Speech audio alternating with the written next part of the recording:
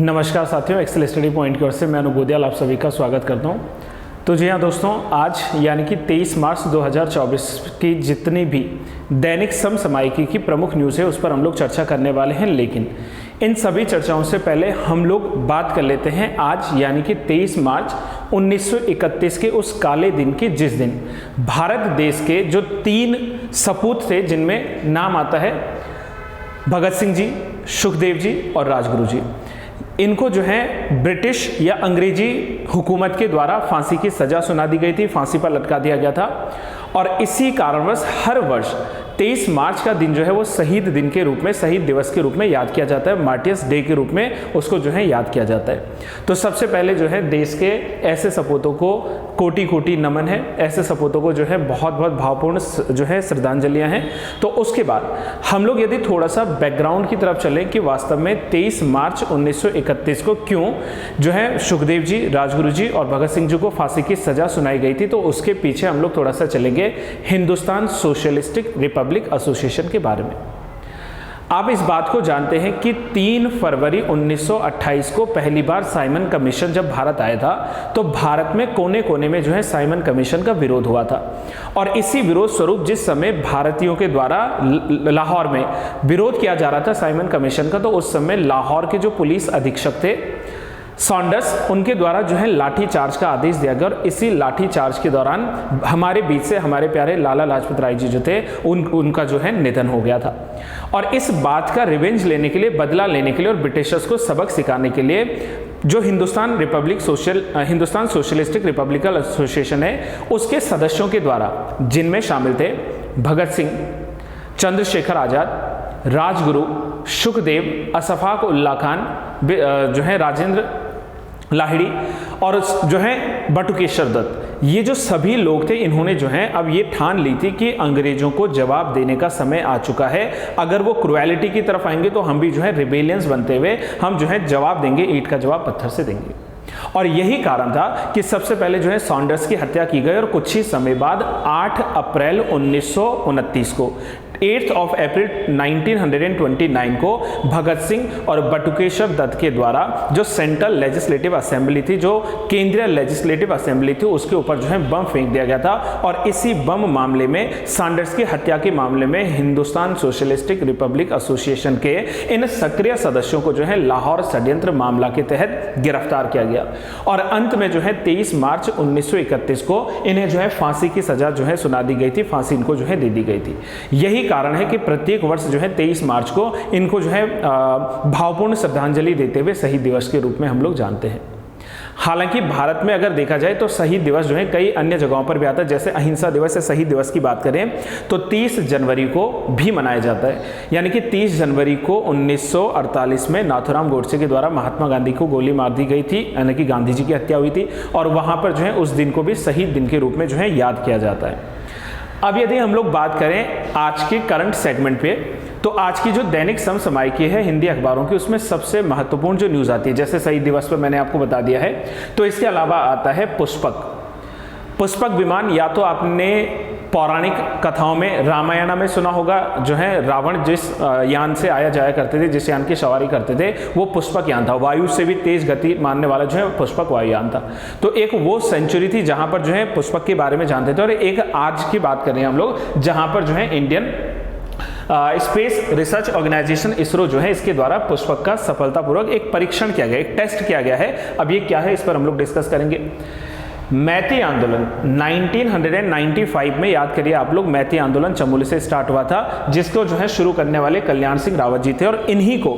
अभी जो है क्या मिला है, उत्तराखंड गौरव सम्मान मिला है। न सिर्फ इनको मिलाकर, कुल मिलाकर हैं 12 ऐसे लोग हैं जिनको इस बार उत्तराखंड का गौरव सम्मान दिया गया है। इसके अलावा जो है उत्तराखंड में जो पूर्व चेतावनी प्रणाली यानी कि अर्ली वार्निंग सिस्टम है, ये भी चर्चा में है, इस पर बात करेंगे।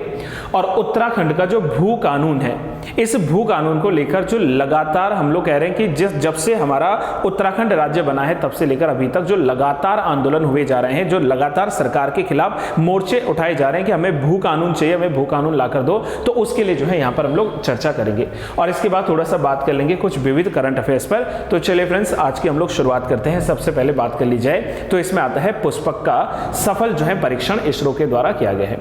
देखो, सबसे पहले ये समझ लीजिए कि ये जो पुष्पक है ये है क्या चीज। देखो, पुष्पक जो हमारे पास में आता है इसको हम लोग कह सकते हैं कि ये रीयूजेबल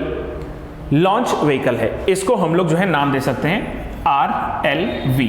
यानी कि रीयूजेबल है, लॉन्च व्हीकल है। अच्छा, रीयूजेबल लॉन्च व्हीकल का मतलब क्या है? देखो, अभी अगर हम लोग वर्तमान में बात करें तो स्पेस एक्स ऐसा ऑर्गेनाइजेशन है जहां पर जो है एलन मस्क और उसका स्पेस एक्स जो है, इसके द्वारा जब कोई सैटेलाइट को लॉन्च किया जाता है तो ये प्रक्षेपण यान क्या करता है कि लॉन्च होने के बाद सफलतापूर्वक वापस जो है अर्थ पर लैंड करता है, ताकि उसको जो है फिर से दोबारा किसी एक और जो है सैटेलाइट को भेजा जा सके। लेकिन अभी क्या हो रहा है भारत में कि जैसे कोई भारत में मान लीजिए मिसाइल को लॉन्च करना है या किसी भी जो है कह लीजिए कि सैटेलाइट को लॉन्च करना है, तो उसके लिए जो व्हीकल्स जाते हैं वो व्हीकल्स जो है हवा में जाने के बाद, जैसे मान लीजिए ये एक मिसाइल है तो ये जो है जब अंतरिक्ष में पहुंचता है, स्पेस में पहुंचता है, तो अपनी सैटेलाइट जो है इसको यहाँ से अलग करके उसको जो है कक्ष पर रख देता है और कक्ष पर रखने के बाद जो है ये वापस पृथ्वी की ओर आता है और या तो ये कह लीजिए कि अपर एटमॉस्फेयर जो है वहीं पर डिस्ट्रॉय हो जाएगा, या तो ये जो है अर्थ पर आते आते जो है किसी ओशियनिक बॉडी के भीतर जो है इसको ड्रॉप करते हुए इसको डिस्ट्रॉय कर दिया जाता था, मतलब ये रीयूज नहीं हो सकता था, राइट। और अब इसको जो है रिप्लेस करने के लिए जो है इसरो के द्वारा शुरू किया गया है, दैट इज पुष्पक। और पुष्पक का मतलब ये समझ लीजिए कि जब ये जो है स्पेस में जाएगा, वहां पर सैटेलाइट्स को लॉन्च करेगा, मिसाइल्स को लॉन्च करेगा, तो लॉन्च करने के बाद जो है ये वापस आते हुए सफलतापूर्वक धरती पर वापस जो है लैंड करेगा और अन्य जो है भविष्य में जो और कोई लॉन्च सैटेलाइट्स की जाएंगी तो उनके प्रयोग में जो है कार्य कर सकेगा। तो इसके लिए जो है अभी हमारे पास में ये जो है चर्चा में रहा है। अगर हम लोग यहाँ पर बात करें तो भारतीय अंतरिक्ष अनुसंधान संगठन यानी कि इसरो ने पुष्पक नामक जो है पुनः प्रयोग योग्य प्रक्षेपण रीयूजेबल लॉन्च व्हीकल पुष्पक जो है इसको RLV LEX-02 के नाम से सफलतापूर्वक अभी जो है परीक्षण किया। अच्छा, ऐसा नहीं कि अभी ये जो है काम करना शुरू कर देगा, ये सिर्फ एक टेस्ट हुआ है, अभी इस पर समय लगेगा, भविष्य में आने वाले समय में जो है इसरो के द्वारा इसको लॉन्च किया जाएगा और लॉन्च करने के बाद जो है इसका सफलतापूर्वक जो है प्रयोग संभव हो पाएगा। और ये जो परीक्षण अभी हुआ है ये हुआ है कर्नाटक के चित्रदुर्ग में यहाँ पर जो है विमानिकी परीक्षण रेंज है, यानी कि जो हमारा एरोस्पेस टेस्ट सेंटर है वहां पर इसका परीक्षण किया गया है। और ये परीक्षण यानी कि बात करें तो कल यहाँ पर जो है सुबह 7 बजकर जो है 10 मिनट के आसपास में जो है ये यहाँ पर प्रयोग हुआ है। यदि हम लोग बात करें तो इसे लगभग 4.5 किलोमीटर की ऊंचाई से छोड़ा गया था और छोड़े जाने के बाद ये जो है ऑटोमेटिकली, कोई संचालन नहीं किया गया है, ऐसा नहीं कि उसके अंदर कोई चालक बैठा, नहीं, ऑटोमेटिकली ये जो है सफलतापूर्वक रनवे पर लैंड हुआ और रनवे पर लैंड होने के बाद जो है ये कुछ दूरी पर जाकर जो है रुका है और इसलिए जो है ये न्यूज़ जो है चर्चा में रहती है। अभी जो पुष्पक नामक पंखों वाला वाहन है इसने लगभग 4.5 किलोमीटर की ऊंचाई से छूटने के बाद रनवे पर जो है सटीक रूप से जो है कार्य किया है। और यदि हम लोग बात करें तो वर्ष 2023 में, अप्रैल 2023 में इसरो ने RLV-TD के साथ जो है प्रयोगों की एक श्रृंखला आयोजित की थी और उसी श्रृंखला के अंतर्गत जो है पुष्पक विमान को बनाया गया है। ये अंतरिक्ष तक कम लागत में पहुंच को और अधिक जो है सक्षम करने के लिए जो है पूरी तरह से रीयूजेबल व्हीकल के रूप में लॉन्च किया जा रहा है। और इसकी यदि हम लोग बात करें तो पहली बार वर्ष 2016 में अंतरिक्ष एजेंसी जो थी हमारी इसरो अंतरिक्ष एजेंसी जो है, इसने आंध्र प्रदेश के श्रीहरिकोटा में स्थित सतीश धवन अंतरिक्ष केंद्र से RLV डेमोन्स्ट्रेटर की जो है पहली बार परीक्षण उड़ान भरी थी और तब से लेकर अभी तक जो है लगातार कार्य किया जा रहा है। और इसके साथ में पारंपरिक जो सॉलिड बूस्टर है यानी कि HS-9 जो है इस इंजन के द्वारा संचालित इस रॉकेट में जो है एक पंखे वाले अंतरिक्ष यान को अंतरिक्ष में भेजने का उद्देश्य जो है शामिल किया गया है। अंतरिक्ष यान जो है पृथ्वी की कक्षा से पुनः प्रवेश करते समय जो है मैक 5 की स्पीड के साथ में, मैक 5 यानी कि जो ध्वनि की गति उससे लगभग 5 गुना ज्यादा, तो मैक 5 की जो है गति की यात्रा की और जो है बंगाल की खाड़ी में जो है गिरने से पहले लगभग 450 किलोमीटर की जो दूरी है वो तय की थी। किसने? पहली बार 2016 में, जो हम लोग बात करें RLV डेमोन्स्ट्रेटर, यहां से जो इसकी शुरुआत हुई थी। और ये जो है अंतरिक्ष यान में विकसित करने का इसरो का जो है पहला प्रयास था, जो हवाई जहाज के अंतरिक्ष में जो है कई तरह जो है उड़ान भर सकता था, और उसके बाद जो है अब यहाँ पर पुष्पक का सफलतापूर्वक जो है प्रयोग किया जा चुका है। अभी इसमें जो है भविष्य में ये क्या होने वाला है, जितने भी हमारे रॉकेट्स या जो जितने भी सैटेलाइट्स को अगर हम लोग स्पेस में लॉन्च करेंगे तो उसके लिए जो है पुष्पक का प्रयोग किया जा सकेगा। अभी वर्तमान में जो स्पेस एक्स एजेंसी के द्वारा ऐसा किया जा रहा है, हालांकि उससे पहले नासा भी जो है कई दफ़े ऐसे प्रयोग कर चुकी है, लेकिन नासा ने बीच में इसको रोक लिया था। और इसका कारण सिर्फ इतना बताया था नासा ने कि एक तो इसमें प्रोडक्शन लागत, प्रोडक्शन कॉस्ट जो है, यानी कि जो उत्पादन या उसको बनाने की जो लागत है वो बहुत ज़्यादा है, और दूसरा जो है इसमें थोड़ा खतरा ज़्यादा था क्योंकि एक्सीडेंट्स बहुत सारे हुए थे। आप लोग कल्पना चावला वाले मामले की ही बात कर लीजिए, तो ऐसे एक्सीडेंट्स ना हो पाए, इस वजह से जो है वहां पर नासा के द्वारा इसको कुछ समय के लिए जो है रोक दिया गया था। अब बात कर लेते हैं आज की एक और प्रमुख न्यूज़ पर, जिसमें पद्मश्री विजेता श्री कल्याण सिंह समेत 12 लोगों को उत्तराखंड जो है गौरव सम्मान से सम्मानित किया गया है। उत्तराखंड गौरव सम्मान की बात करें तो उत्तराखंड रत्न के बाद दूसरा सबसे बड़ा सर्वोच्च नागरिक सम्मान है, दैट इज उत्तराखंड गौरव सम्मान। और ये जो उत्तराखंड गौरव सम्मान है, अभी ये जो है कुल मिलाकर 12 लोगों को मिला है, जिसमें जो पहला नाम आता है वो है पद्मश्री विजेता और मैती आंदोलन के प्रणेता। 1995 में जो मैती आंदोलन की शुरुआत हुई थी, इसके प्रणेता कल्याण सिंह रावत जी को मिला है। इसके अलावा बात करें तो इसमें जो है BKS संजय को, इसके अलावा बात करें तो दर्शनी प्रिया, डॉक्टर निधि बेलवाल, डॉक्टर सुनील अग्रवाल, गौरव जैन, समरजीत सिंह, ऋषिका जैन जो कि भरतनाट्यम जो है नर्तक हैं,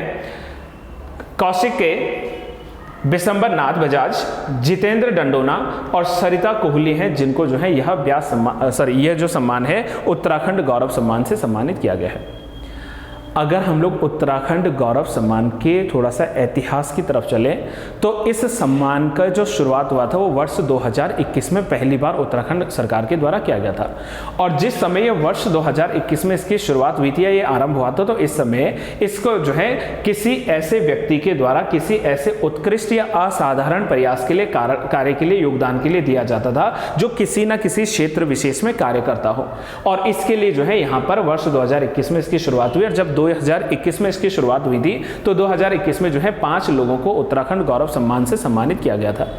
इसमें पहला नाम आता है स्वर्गीय श्री नारायण दत्त तिवारी जी का, जिन्होंने जो है समाज सेवा और लोक सेवा में जो है यह कार्य किया था, और ये मुख्यमंत्री उत्तर प्रदेश और उत्तराखंड दोनों के रह चुके थे। मरणोपरांत जो है इनको यह सम्मान मिला है। श्री अनिल जोशी जी को जो है, जो कि एक पर्यावरणविद हैं, श्री रस्किन बॉन्ड को जो कि साहित्यकार हैं, और इसी तरीके से जो है श्रीमती बछेंद्री पाल जी, जिनको जो है साहसिक खेल के क्षेत्र में, और श्री नरेंद्र सिंह नेगी जी को, जो आप जानते हैं कि उत्तराखंड के लोक गायक, उत्तराखंड की संस्कृति के संरक्षक के रूप में जाने जाते हैं, तो उनको ये सम्मान 2021 में मिला था, उत्तराखंड गौरव सम्मान। वहीं वर्ष 2022 की बात करें तो वर्ष 2022 में श्री अजीत कुमार डोभाल जी को, जो कि भारत के राष्ट्रीय सुरक्षा सलाहकार हैं, इसके अलावा श्री प्रसून जोशी जी को, जो कवि, लेखक, गीतकार के रूप में प्रसिद्ध हैं, स्वर्गीय श्री मेजर जनरल बिपिन सिंह रावत जी को, जो कि भारत देश के पहले CDS यानी कि चीफ ऑफ डिफेंस स्टाफ जो है उसके जो है CDS रहे हैं, स्वर्गीय श्री गिरीश चंद्र तिवारी जी, जिनको गिरदा के नाम से जानते हैं, और गिरदा की जो है लेखन शैली, उनकी जो है कला, उनका जो कवि और गीतकार का जो व्यक्तित्व रहा है उसके बारे में जो है आप जानते हैं, और स्वर्गीय श्री वीरेन डंगवाल जी, जो कि साहित्य और पत्रकारिता के क्षेत्र में कार्यरत रहे हैं, उनको जो है ये सम्मान मिला था। तो 2021, 2022 और अब जाकर जो है 2023 के लिए जो है ये सम्मान मिला है। तो ये उत्तराखंड गौरव सम्मान की जो है बात आती है। अब वहीं अगर हम लोग दूसरी तरफ बात करें कल्याण सिंह रावत जी के बारे में, तो कल्याण सिंह रावत जी का जन्म 1953 में चमोली जिले में हुआ था, ठीक है, नौटी के आसपास, नौटी जो है गांव, यहाँ पर इनका जन्म हुआ था। और सबसे पहले 1974 में इन्होंने जो वाइल्ड लाइफ है, वन्य जो जीवन है, वन्य जो जीव है, वाइल्ड जो एनिमल्स है, इनकी रक्षा के लिए, इनके प्रिजर्वेशन, संवर्धन के लिए हिमालय वन्यजीव संस्थान की जो है स्थापना की थी। इसके अलावा जो है कल्याण सिंह जी के द्वारा कई ऐसे अभियान चलाए गए हैं जिन्होंने समय समय पर उत्तराखंड के लोगों को जागरूक करने के जो है पहल शुरू की है। और ऐसे ही अभियानों की बात करें तो इसमें आता है देवभूमि क्षमा यात्रा अभियान, इसके अलावा त्रिमूर्ति पद यात्रा,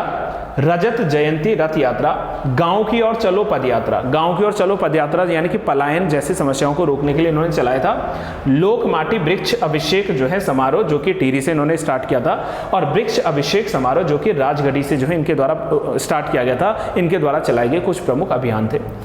1995 में आप जानते हैं कि कल्याण सिंह रावत जी ने पर्यावरण के संरक्षण के लिए मैती आंदोलन की जो है शुरुआत की थी। और मैती आंदोलन की जब शुरुआत हुई तो इस समय जो वर और वधुएं होती हैं, यानी कि जो विवाह संस्कार के समय जो वर और वधु हैं, इनके द्वारा जो है प्लांटेशंस को यानी कि वृक्षारोपण को बढ़ावा देने के लिए एक एक पौधे को जो है रोपित करने के लिए जो है कार्य जो है प्रारंभ किया गया था। और इसी को मैती आंदोलन के रूप में जाना जाता है। इस कार्यक्रम को प्रोत्साहन देने के लिए उत्तराखंड राज्य सरकार ने जो है मैती पुरस्कार की शुरुआत भी की है। और वर्ष 2020 में कल्याण सिंह रावत जी को पद्मश्री सम्मान, जो देश के सर्वोच्च सम्मानों की जो है सूची में शामिल है, इनको जो है प्रदान किया गया था। तो अब हम बात करेंगे, एक और प्रमुख न्यूज की तरफ चलेंगे, और जिसमें अति संवेदनशील जो उत्तराखंड है, अति संवेदनशील मतलब कह सकते हैं कि it is like the remote sensing, और इट इज लाइक कि जो क्या है संवेदनशील प्रदेश है, ठीक है, एक जो है रिमोट जो है सेंसिंग प्रदेश है। तो इसको जो है सटीक पूर्वानुमान जो है उसकी आवश्यकता है। और इस आवश्यकता के ही लिए अर्ली वार्निंग सिस्टम जो है इसको प्रदेश में और अधिक जो है विस्तृत करने की जरूरत है। और साथ में इसमें यह भी महत्वपूर्ण है दोस्तों कि अगर पूरे विश्व भर में हम लोग बात करें तो पूरे विश्व भर में जो सबसे ज्यादा संवेदनशील जो क्षेत्र हैं, उन क्षेत्रों में सबसे पहला स्थान आता है रुद्रप्रयाग, यानी कि रुद्रप्रयाग अति संवेदनशील क्षेत्र है, न सिर्फ उत्तराखंड में बल्कि पूरे भारतवर्ष में। और दूसरा स्थान जो है इसमें किसका आता है, दैट इज टिहरी। तो अगर मैं बात करूं तो भारतवर्ष के भीतर जो कुल मिलाकर 147 संवेदनशील जिले हैं, 147 जो है संवेदनशील जिले हैं, तो इन सेंसिटिव जो है स्टेट्स में रुद्रप्रयाग को पहला और टिहरी जो है इसको दूसरा स्थान मिला है, जो कि उत्तराखंड के लिए, देश के लिए जो है एक चिंतनीय विषय बन जाता है, चिंता की बात हो जाती है। इसके अलावा प्रदेश के जिलों की बात करें तो चमोली जो है 19वें स्थान पर, उत्तरकाशी 21, पौड़ी 23 में, दून जो है 29 यानी कि 29 पे, बागेश्वर 50, चंपावत 65, नैनीताल 68, अल्मोड़ा जो है 81 और पिथौरागढ़ जो है 86वें स्थान पर है। ये भी जानना जो है जरूरी होता है। वहीं अगर हम लोग बात करें तो national centre for medium range weather forecasting की ओर से उत्तराखंड में जो है संख्याओं के आधार पर मौसम के पूर्वानुमान जारी करने के लिए जो है लगातार कार्य किया जा रहा है, जिसके चलते 300 मीटर से 60 किलोमीटर परिधि के लिए स्थानीय एवं क्षेत्रीय स्तर के जो है मॉडल स्थापित किए जा रहे हैं। और जिससे जो है 1 घंटे से लेकर 6 घंटे के अंतराल पर जो है तत्कालिक पूर्वानुमान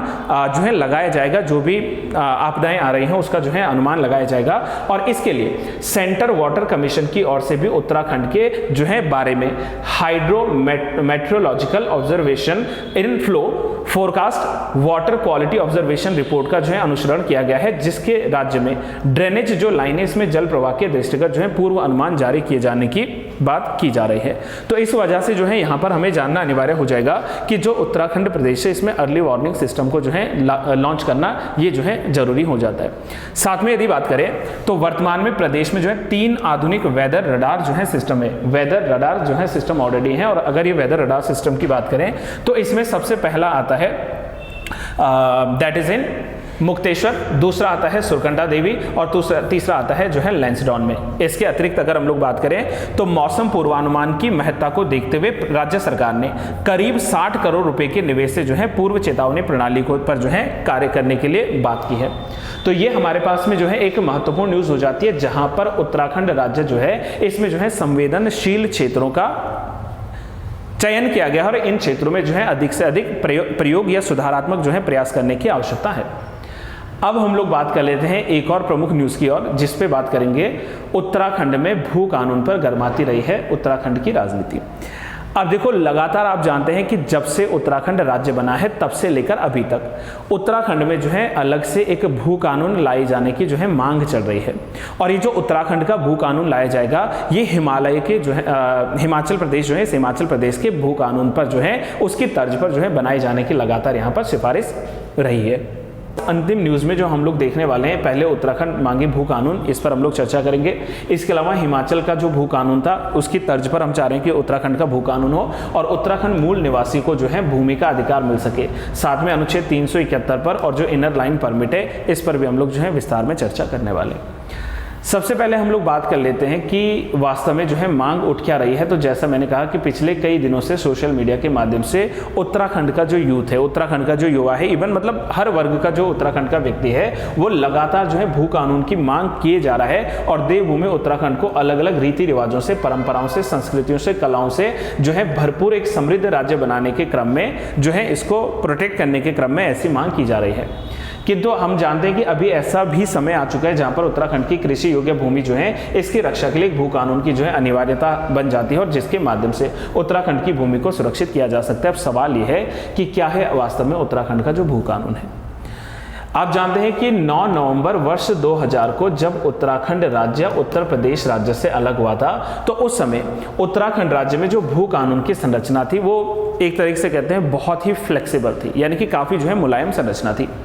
जिस कारण उत्तराखंड की जो जमीन थी इस पर जो है देश का कोई भी व्यक्ति, कोई भी नागरिक आकर आसानी से इस भूमि को खरीद सकता था। लेकिन उत्तराखंड के लोगों के द्वारा लगातार इस बात का विरोध किया जा रहा था और ये मांग की जा रही थी कि उत्तराखंड राज्य की जो कृषि योग्य भूमि है इस पर जो है कोई अधिक पैसे को देकर जो है बाहरी व्यक्ति ना आए और जमीन ना खरीद सके, ताकि यहाँ पर जो है हम उत्तराखंड के लोगों के लिए जो है उत्तराखंड की जमीन को बचाए रख सकें।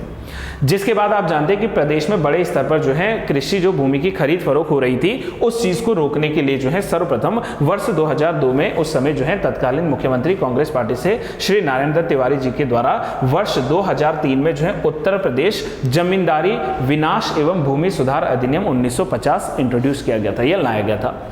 जिसमें संशोधन करने के बाद जो है उत्तराखंड राज्य सरकार में कोई भी बाहरी व्यक्ति जो है वो 500 मीटर वर्ग से अधिक की जमीन जो है नहीं खरीद सकता था। 500 मीटर वर्ग की जमीन जो है उसको नहीं खरीद सकता था। ये वर्ष 2003 में उत्तर प्रदेश जमींदारी विनाश एवं भूमि सुधार अधिनियम 1950 जो है उसमें संशोधन लाया गया था एनडी तिवारी गवर्नमेंट के समय। बाद में कालांतर में वर्ष 2007 में जिस समय भुवनचंद खंडूरी जी की सरकार थी, उस समय जो है इसकी सीमा दर जो है उसको घटाकर 250 यानी कि 250 वर्ग कर दिया गया था। और हालांकि अगर इस सीमा की बात करें तो ये शहरी क्षेत्रों पर जो है लागू नहीं होती थी।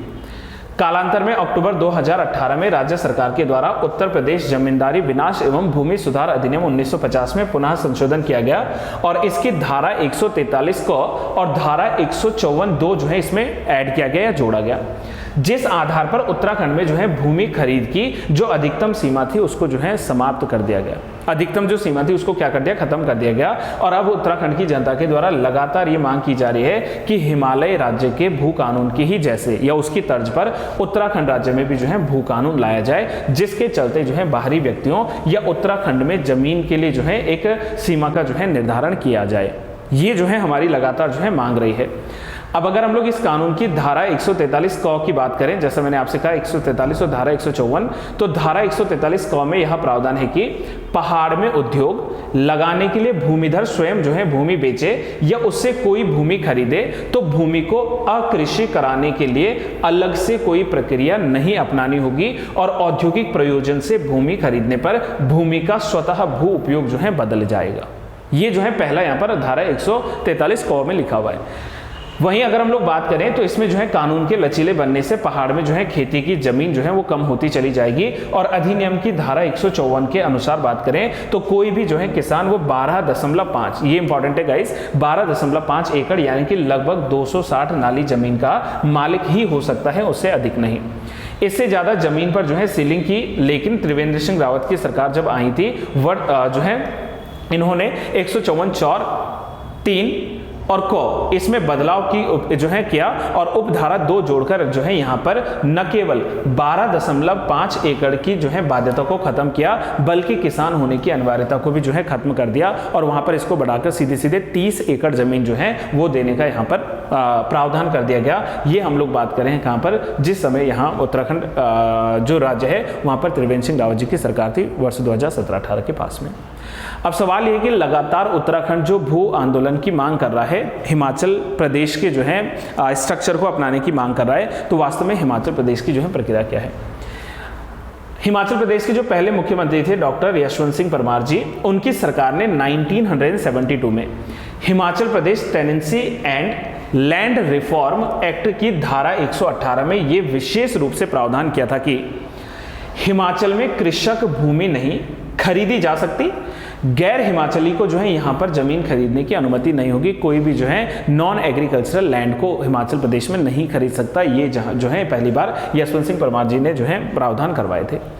इस कानून के, अगर इस एक्ट के हम लोग 11वें चैप्टर की बात करें तो 11वें चैप्टर में control of transfer of land में जो है धारा 118 के तहत जो गैर कृषक है इसको जो है जमीन बेचने पर रोक लगा दी गई थी, और साथ ही ऐसे किसी भी व्यक्ति को जमीन ट्रांसफर नहीं की जा सकती जो कि किसान वर्ग से ना हो, जो कि किसान ना हो या कृषक ना हो। हिमाचल का कानून था। और वहीं जो है वर्ष 2007 में जो है जब धूमल सरकार आई थी हिमाचल प्रदेश में, तो वहां पर जो इनके द्वारा 118 में संशोधन किया गया और जो बाहरी राज्य के किसी भी व्यक्ति को जिसे हिमाचल में 15 साल हो गए हों जमीन खरीदने का अधिकार तो दे दिया गया था, लेकिन इसके विरोध में जो है बाद में जब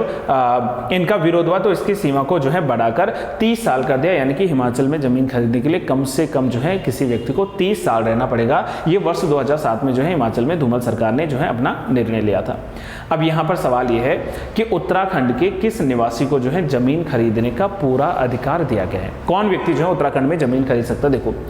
वह व्यक्ति जो उत्तराखंड का नागरिक हो, भाई जन्म से जो उत्तराखंड का नागरिक है, या उत्तराखंड जो है मूल निवासी या स्थायी प्रमाण पत्र के आधार पर जो है राज्य सरकार अपने नागरिकों की जो है पहचान कर सकती है, उसको जमीन दी जा सकती है। प्रारंभ में जो है उत्तराखंड का नागरिक उसे माना गया था जो 1950 से उत्तराखंड में रहा हो, लेकिन बाद में इसमें संशोधन किया गया और संशोधन के बाद ये निश्चित किया गया कि 1985 से रह रहे लोगों को उत्तराखंड मूल निवास प्रमाण पत्र के आधार पर जो है उत्तराखंड का नागरिक मान लिया जाएगा। ये लगातार जो है विवाद भी रहे हैं। और 9 नवंबर सन 2000 से जो है 15 साल पहले से यदि कोई भी व्यक्ति उत्तराखंड की भूमि पर निवास करता था तो उससे जो है उत्तराखंड का मूल निवास प्रमाण पत्र प्रदान किया जाता था। इस आधार पर जो है लगातार मांग रही है। अब यहाँ पर इन सारे विषयों को देखते हुए अनुच्छेद 371 जो है वो चर्चा में आ जाता है। और अभी वर्तमान में अगर मैं बात करें तो सोनम वांगचुक जी जो लगातार जो है लद्दाख को एक अलग राज्य बनाने की मांग कर रहे हैं, वहाँ पर आर्टिकल 371 को जो है लाने की मांग कर रहे हैं, तो उस चीज़ को लेकर भी आर्टिकल 371 ऑफ इंडियन कॉन्स्टिट्यूशन ये हाईलाइट हो जाता है। भारतीय संविधान के अनुच्छेद 371 की बात करें तो इसके तहत जो है राज्यों के लिए विशेष प्रावधान किए गए, special provisions for the states. संविधान के अनुच्छेद 371 से लेकर 371 जे तक, ABCD जो है जे तक राज्यों को विशेष राज्यों का जो है दर्जा दिया गया है। जैसे 371 में महाराष्ट्र और गुजरात के लिए जो है विशेष राज्य के रूप में जो है प्रावधान किए गए हैं। वहीं 371 ए के भीतर नागालैंड राज्य के लिए जो है विशेष प्रावधान किए गए हैं। इसके अतिरिक्त 371 बी में असम राज्य के लिए और 371 सी जो है इसमें मणिपुर राज्य के लिए जो है विशेष प्रावधान यहाँ पर किए गए हैं। 371 डी और ई की बात करें तो 371 डी में आंध्र प्रदेश राज्य के लिए विशेष जो है प्रावधान किए गए हैं डी और ई में, और 371 ई के तहत जो है संसद को आंध्र प्रदेश राज्य में केंद्रीय विश्वविद्यालय की स्थापना करने का जो है अधिकार प्रदान किया गया है। ये भारत के संविधान के भीतर अनुच्छेद 371 ई के भीतर जो है लिखा गया है। 371 एफ में सिक्किम राज्य के लिए जो है विशेष प्रावधान किए गए हैं। वहीं 371 जी की बात करें तो इसमें मिजोरम राज्य के लिए जो है विशेष प्रावधान किए गए हैं, जिसमें संसद के द्वारा बताया गया है कि कोई भी कानून जो है वो मिजोरम राज्य पर तब तक लागू नहीं होता है जब तक कि मिजोरम राज्य की जो है विधानसभा इसका अनुमोदन नहीं कर देती है। तो ये जो है मिजोरम राज्य के लिए जो है 371 जी आता है। 371 एच की बात करें तो अरुणाचल प्रदेश के लिए जो है विशेष प्रावधान किए गए हैं। 371 आई में जो गोवा राज्य है, इस गोवा राज्य के लिए विशेष प्रावधान है, जिसमें गोवा राज्य की जो विधानसभाओं में कम से कम 30 सदस्यों का जो है होना अनिवार्य है। वहीं 371 जे की बात करें तो 371 जे में कर्नाटक राज्य के लिए विशेष प्रावधान जो है यहाँ पर किए गए हैं। तो यहाँ पर जो है हम लोग देख सकते हैं कि 371 के भीतर ये सारे प्रावधान है, और 371 जे के अनुसार जो है हैदराबाद जो है कर्नाटक क्षेत्र के पिछड़े जिलों के लिए एक विकास बोर्ड की स्थापना करने का भी जो है प्रावधान किया गया है। और अंत में अगर हम लोग आज के न्यूज़ को कंप्लीट करें और यहाँ पर देखें कि इनर लाइन परमिट क्या है। इनर लाइन परमिट, देखो शब्द ही इसमें जो है परमिट का है। आप जानते हैं कि भारत में लगातार शरणार्थियों के आने की जो है समस्या प्रारंभ से रही है, और साथ में किसको जो है नागरिकता दी जाए, किसको नागरिकता न दी जाए, इसका विषय जो है लगातार चलता आ रहा है। और अगर हम लोग इसमें बात करें तो जो इनर लाइन परमिट है ये एक प्रकार से आधिकारिक रूप से जो है यात्रा दस्तावेज है। It is a kind of कि भाई विजिटिंग पास है, कहीं पर यात्रा करें तो उसके लिए आपके पास में जो है इनर लाइन परमिट होना अनिवार्य है, जो कि एक सीमित अवधि के लिए प्रतिबंधित क्षेत्र में भारतीय नागरिकों को जाने की अनुमति जो है प्रदान करता है। और इनर लाइन परमिट को Bengal eastern frontier regulation act 1873 के तहत जो है क्रियान्वित किया गया था, कार्यान्वित किया गया था, यानी कि ब्रिटिशर्स के द्वारा, अंग्रेजों के द्वारा जो है इसको लाया गया था। और इस अधिनियम की अगर हम लोग धारा 2 की बात करें तो इसके तहत जो है इनर लाइन परमिट को जो है पूर्वोत्तर भारत के 3 राज्यों में प्रारंभ में जो है मिजोरम, अरुणाचल प्रदेश और नागालैंड पर लागू किया गया था, लेकिन कालांतर में 11 दिसंबर 2019 को राष्ट्रपति जी के द्वारा अनुमोदन मिलने के बाद मणिपुर जो है वो देश का ऐसा चौथा राज्य बना था जहां पर इनर लाइन परमिट है। ये आप लोग को याद रखना है। इसके अलावा अगर हम लोग लक्षद्वीप की बात करें तो वहां पर भी जो है इनर लाइन परमिट आता है, और इनर लाइन परमिट के आधार पर ही उत्तराखंड जो है भू कानून आंदोलन के दौरान उत्तराखंड में भी जो है इनर लाइन परमिट प्रणाली की जो है लगातार मांग उठाई जा रही है। तो ये हमारे पास में जो है एक अंतिम थी। इसके अलावा आप लोग जानते हैं कि विविध में आप लोग एक सबसे प्रमुख न्यूज़ ये याद रख सकते हैं कि कल से जो है यानी कि 22 मार्च से आईपीएल का आगाज हो चुका है, और आईपीएल का जो पहला मैच खेला गया है चेन्नई सुपर किंग और रॉयल चैलेंजर्स बेंगलुरु के बीच, तो उसमें जो है चेन्नई सुपर किंग की जो है जीत हुई है। बाकी आज के लिए बस यहीं पर हम लोग क्लास को ख़त्म करेंगे। अब आप लोग मुझे एक बार बताएंगे कि अगर आपको वीडियो समझ में आ रही है तो आप लोग जो है वीडियो को ज़्यादा से ज़्यादा लाइक कीजिए, ज़्यादा से ज़्यादा शेयर कीजिए, और अगर आप लोगों ने अभी तक चैनल को सब्सक्राइब नहीं किया है तो गाइस चैनल को सब्सक्राइब करना ना भूलें। Till then have a good day to all. Thank you so much. Keep learning and keep trying.